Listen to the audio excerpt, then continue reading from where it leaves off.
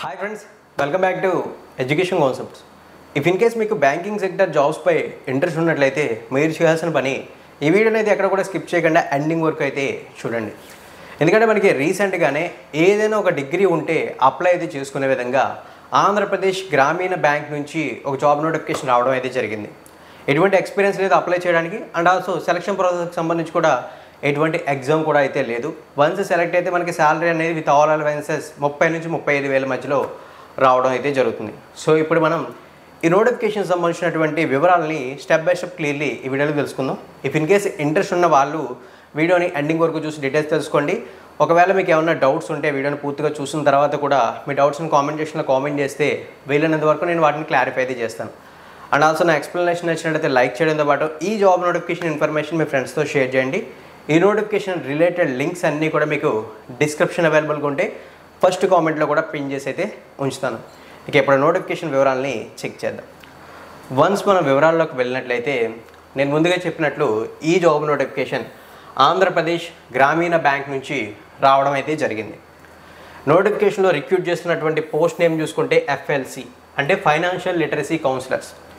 ఈ పోస్ట్ని రిక్రూట్ చేయడానికి ఆంధ్రప్రదేశ్ గ్రామీణ బ్యాంక్ ఈ నోటిఫికేషన్ని రిలీజ్ చేయడం అయితే జరిగింది.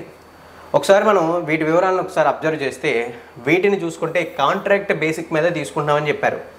అయితే కాంట్రాక్ట్ పీరియడ్ టెన్యూర్ చూసుకుంటే 1 year ఉంటుందని చెప్పి మెన్షన్ చేయడంతో పాటు ఈ టెన్యూర్ని మనకి రెన్యూవల్ అని కూడా మెన్షన్ అయితే చేశారు. అంటే మన పర్ఫార్మెన్స్ కానీ సాటిస్ఫాక్షన్గా ఉన్నట్లయితే ఏదైతే ఈ ఆంధ్రప్రదేశ్ గ్రామీణ బ్యాంక్ ఉందో మన 1 year కాంట్రాక్ట్ పీరియడ్ అయిపోగానే ఇంకొక 1 year ఇంకొక 2 years అని చెప్పేసి ఎక్స్టెండ్ చేసేటటువంటి అవకాశాలు కూడా ఉన్నాయని చెప్పేసి క్లియర్లీ పాయింట్స్ అయితే మెన్షన్ అయితే చేశారు. ఇన్ కేస్ మన పర్ఫార్మెన్స్ అనేది బాగుండకపోతే ఏవైతే బ్యాంక్ ఉంటుందో ఆంధ్రప్రదేశ్ గ్రామీణ బ్యాంక్ మనల్ని టర్మినేట్ చేసే ఛాన్స్ కూడా ఉంది. 1 month నోటీస్ పీరియడ్ అయితే ఇచ్చేసి.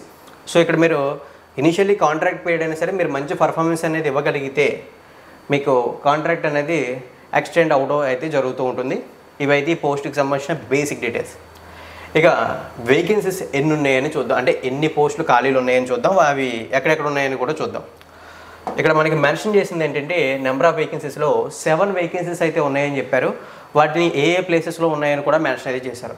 ఆల్మోస్ట్ ఆల్ మనకి ఆంధ్రప్రదేశ్లో మేజర్ ప్లేసెస్ని కవర్ చేసే విధంగా వేకెన్సీస్ అయితే ఉన్నాయి. అవి ఎక్కడెక్కడ ఉన్నాయని చూస్తే ఒంగోలు, కడప, శ్రీకాకుళం, విశాఖపట్నం, విజయనగరం, ఏలూరు, రాజమహేంద్రవరం ఈ 7 ప్లేసెస్లో మనకి ఈ ఫైనాన్స్ లిటరసీ కౌన్సిలర్స్కి సంబంధించినటువంటి పోస్టులు అయితే ఉన్నాయని చెప్పేసి మెన్షన్ అయితే చేశారు. ఇక్కడ వివరాలని క్లియర్లీ చూడొచ్చు. ఇక్కడ మనకి మెన్షన్ చేసింది ఏంటంటే ఇనిషియల్లీ ఎడ్యుకేషన్ క్వాలిఫికేషన్స్ మెన్షన్ చేశారు. అవి చూసుకుంటే graduate in any disciplinary 10+2+3 pattern from a recognized university in India అని చెప్పేసి మెన్షన్ అయితే చేశారు. అంటే ఇక్కడ మీరు ఏదైనా ఒక డిగ్రీ క్వాలిఫికేషన్ మీ దగ్గర ఉన్నట్లయితే అప్లై చేయొచ్చు. అది BA, BSc, BCom అనే రెస్ట్రిక్షన్స్లో ఏదైనా ఒక డిగ్రీ క్వాలిఫికేషన్ మీ దగ్గర ఉన్నట్లయితే మీరు అప్లై అయితే చేయొచ్చు అని మెన్షన్ అయితే చేశారు. ఇక సెకండ్ పాయింట్ చూసుకున్నట్లయితే తెలుగు లాంగ్వేజ్ ఏదైతే ఉంటుందో ఇది మనకి చదవడం, రాయడం అండ్ మాట్లాడడం వచ్చి ఉండాలని చెప్పారు. సేమ్ యాజ్ యూజువల్గా ఇంగ్లీష్ కూడా సేమ్ అప్లికేబుల్ అవుతుందని చెప్పి మెన్షన్ అయితే చేశారు. ఇక్కడ వివరాలు అయితే చూడొచ్చు. దానితో పాటు మనకి కంప్యూటర్ నాలెడ్జ్కి సంబంధించినటువంటి MS Word, PowerPoint, MS Excel, internet operations అన్నీ కూడా మీద నాలెడ్జ్ ఉండాలని చెప్పి కూడా మెన్షన్ చేశారు. ఇక్కడ ఇవైతే ఎసెన్షియల్ క్వాలిఫికేషన్స్ ఇవి చూడొచ్చు. ఇక ఏజ్ చూసుకుంటే minimum age 35 years, maximum 63 years వరకు అప్లై అయితే చేయొచ్చు అని చెప్పేసి మెన్షన్ అయితే చేశారు. సో ఇక్కడ వివరాలు అనేది చూసుకోవచ్చు. అయితే ఇక్కడ మీకు ఒక డౌట్ రావచ్చు, మినిమం ఏజ్ 35 years ఇచ్చారు, ఖచ్చితంగా ఎక్స్పీరియన్స్ అని నెససరీ అని అనుకుంటారు. బట్ ఇక్కడ మనకి ఎక్స్పీరియన్స్ అంటూ ఏమీ నెససరీ అయితే లేదు, అదైతే గుర్తుంచుకోండి. మీరు వితౌట్ ఎక్స్పీరియన్స్తో కూడా అప్లై చేయొచ్చు. ఎవరైతే బ్యాంకింగ్ సెక్టార్లో వర్క్ చేసి ఉంటారో లేదా బ్యాంకింగ్ సెక్టార్పై నాలెడ్జ్ ఉంటారో వాళ్ళందరూ అప్లై అయితే చేయొచ్చు. విత్ 35 years మినిమం ఏజ్ అయితే ఉండవలసి అయితే ఉంటుంది.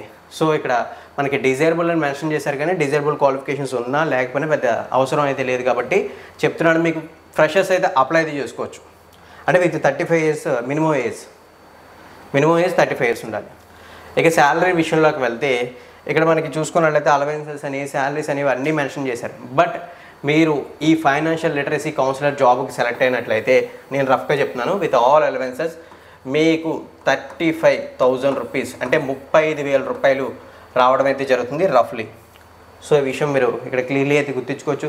మీకు అలవెన్సెస్ సపరేట్గా ఇవన్నీ సపరేట్గా చెప్పడం కన్నా రఫ్లీ వచ్చేటటువంటి శాలరీ డీటెయిల్స్ని ఇక్కడ క్లియర్లీ మెన్షన్ చేయడం అయితే జరిగింది. ఇక్కడ మనకి స్పెసిఫిక్గా సెలక్షన్ ప్రాసెస్కి సంబంధించి ఎటువంటి ఎగ్జామ్ అయితే ఉండదు. జస్ట్ అప్లై చేసిన క్యాండిడేట్స్లో కొంతమందిని షార్ట్ లిస్ట్ అయితే చేస్తారు. షార్ట్ లిస్ట్ చేసి వాళ్ళకి పోస్టింగ్స్ అనేవి ఇవ్వడం జరుగుతుంది. ఒక లిటిల్ బిట్ ఆఫ్ ఇంటర్వ్యూస్ లాంటివి కండక్ట్ చేసి వాళ్ళకి పోస్టింగ్స్ అనేవి ఇవ్వడం అయితే జరుగుతుంది. ఇఫ్ ఇన్ కేస్ మీరు షార్ట్ లిస్ట్ అయినట్లయితే మీరు గుంటూరులో ఏదైతే ఆంధ్రప్రదేశ్ గ్రామీణ బ్యాంక్ హెడ్ క్వార్టర్స్ ఉందో అక్కడికి వెళ్ళి ఇంటర్వ్యూ ఇచ్చి పర్ఫార్మెన్స్ అయితే చేయాల్సి అయితే ఉంటుంది. సో ఇనీషియల్గా నోటిఫికేషన్లో ఆ పాయింట్స్ అయితే మెన్షన్ చేశారు. మోస్ట్ ప్రాబబ్లీ అదే కన్ఫర్మ్ అవ్వచ్చు. సమ్ సిచ్యువేషన్స్లో ఒకవేళ అది పాసిబుల్ కాకపోతే ఏదైతే మీరు ఫైనాన్షియల్ లిటరసీ కౌన్సిలర్గా సెలెక్ట్ అయిన రీజన్ ఉంటుందో, అంటే రాజమహేంద్రవరం, ఏలూరు, ఒంగోలు ఎటువంటి రీజన్స్ ఉంటే ఆ రీజనల్ ఆఫీసెస్లో కూడా మీకు సర్టిఫికేట్ వెరిఫికేషన్ ఇలాంటివి ఉండే అవకాశాలు అయితే ఉన్నాయి. అయితే ఈ జాబ్స్కి అప్లై చేసే టైంలో చూసుకున్నట్లయితే మనకి ఆఫ్లైన్లో అప్లై చేయాలి. అంటే ఒక అప్లికేషన్ ఫామ్ కూడా మనకి ప్రొవైడ్ అయితే చేశారు. సో అప్లికేషన్ ఫామ్ ఫిల్ చేసి అప్లై అయితే చేయాలి. అయితే అప్లికేషన్ ఫీజు కూడా మనకి ఒక 1000 రూపీస్ అంటే 1000 రూపాయలు అయితే మెన్షన్ చేశారు. ఆ 1000 రూపాయలని మనం డీడీ రూపంలో పే చేయాలని చెప్పేసి మెన్షన్ అయితే చేశారు. ఏదైనా పబ్లిక్ సెక్టర్ బ్యాంక్ నుంచి మనం డీడీ రూపంలో పే చేయొచ్చు. పేబుల్ చూసుకుంటే ఆంధ్రప్రదేశ్ గ్రామీణ బ్యాంక్ ఈ పేరు మీద పేబుల్ చేయాల్సి అయితే ఉంటుందని చెప్పేసి మెన్షన్ అయితే చేశారు. సో ఇక్కడ మనకి ఒక అప్లికేషన్ ఫామ్ని అయితే ఇచ్చేసారని అన్నాం కదా, ఆ అప్లికేషన్ ఫామ్ని సెండ్ చేయాల్సినటువంటి అడ్రస్ కూడా ఇక్కడ మెన్షన్ అయితే చేశారు. సో ఆ అడ్రస్ ఒకసారి చెప్తాను చూడండి. General manager financial inclusion department, head office, 4th floor, Raghu mansion, 4/1 Brodipet, Guntur 522002 ఏ అడ్రస్కి మన అప్లికేషన్ ఫామ్ని ఫిల్ చేసి ఈ డీడీని అటాచ్ అయితే చేసి అప్లికేషన్ని సెండ్ చేయాల్సి అయితే ఉంటుంది. ఇక లాస్ట్ డేట్ అనేది చూసుకుంటే 28th November అనేది last date. Already apply process అయితే స్టార్ట్ అయితే అవడం అయితే జరిగింది. సో ఇక్కడ మీరు వివరాలన్నీ కూడా చూడొచ్చు. ఎంతకన్నా మనం డెప్త్గా డిస్కస్ చేయడానికి నోటిఫికేషన్లో పెద్దగా డీటెయిల్స్ అయితే ఏమీ లేవు. ఇఫ్ ఇన్ కేస్ మనకి ఏమైనా డౌట్స్ ఉంటే కాంటాక్ట్ అవ్వడానికి మెయిల్ అడ్రస్ కూడా ప్రొవైడ్ అయితే చేశారు. ఏమైనా డౌట్స్ ఉంటే వాటిని రెక్టిఫై అయితే చేసుకోవడానికి. సో ఈ మెయిల్ అడ్రస్ కూడా మీరు యూటిలైజ్ అయితే చేసుకోవచ్చు. మనకి అప్లికేషన్ ఫామ్ ఎలా ఉంటుందో కూడా ఇప్పుడు మీకు స్క్రీన్ మీద చూపిస్తున్నాను చూడండి. ఇదైతే మనకి అప్లికేషన్ ఫామ్. ఇక్కడ మన పర్సనల్ డీటెయిల్స్ని ఫస్ట్ ఆఫ్ ఆల్ ఫిల్ చేయాలి. దెన్ నెక్స్ట్ చూసుకున్నట్లయితే మనకి లెఫ్ట్ కార్నర్లో మన passport size photo, recent passport size ఫోటోని అటాచ్ అయితే చేసి ఇక్కడ ఇచ్చినటువంటి డీటెయిల్స్ అన్నీ కూడా క్లియర్ఫుల్గా ఫిల్ చేసి మనం త్రూ పోస్టుల ద్వారా ఏదైతే అడ్రస్ మెన్షన్ చేసామో ఆ అడ్రస్కి విత్ డీడీని అటాచ్ చేసి అండ్ ఆల్సో సర్టిఫికేట్స్ ఉన్నాయి కదా, ఆ సర్టిఫికేట్స్ని కూడా అటాచ్ అయితే చేసి పోస్ట్ చేయాల్సి అయితే ఉంటుంది. ఫ్రెషర్స్ అప్లై అయితే చేయొచ్చు, బట్ మినిమం ఏజ్ 35 years, ఆ విషయం గుర్తుంచుకోండి. సో ఓవరాల్ ఇది ఒక బెస్ట్ ఆపర్చునిటీ అని నేనైతే చెప్తాను. సో ఇఫ్ ఇన్ కేస్ మీకు ఇంట్రెస్ట్ లేకపోతే ఎవరైనా ఇటువంటి వాటి కోసం సెర్చ్ చేసిన వాళ్ళు ఉంటారు కదా, వాళ్ళకి ఇన్ఫర్మేషన్ అయితే షేర్ చేయడానికి ప్రయత్నించండి. కొత్తగా ఎవరైనా మన ఛానల్కి విజిట్ చేసిన వాళ్ళు అయితే for regular job notification updates మన ఛానల్ని సబ్స్క్రైబ్ చేసి నోటిఫికేషన్ బెల్ ఐకాన్ యాక్టివేట్ చేయండి. ఈ నోటిఫికేషన్పై ఇప్పటివరకు నేను చెప్పిన డీటెయిల్స్లో మీకు ఏమైనా డౌట్స్ ఉంటే కామెంట్ సెక్షన్లో కామెంట్ చేసి మీ డౌట్స్ని క్లారిఫై అయితే చేసుకోవచ్చు. ఈ నోటిఫికేషన్ రిలేటెడ్ లింక్స్ అంటే అప్లికేషన్ ఫామ్కి సంబంధించి కానీ నోటిఫికేషన్ పీడిఎఫ్కి సంబంధించిన లింక్స్ కానీ డిస్క్రిప్షన్లో మీకు అవైలబుల్గా ఉంటాయి. థ్యాంక్ యూ ఫ్రెండ్స్, వీడియోని ఎండింగ్ వరకు వాచ్ చేసి మన ఛానల్ని సపోర్ట్ అయితే చేస్తున్నందుకు.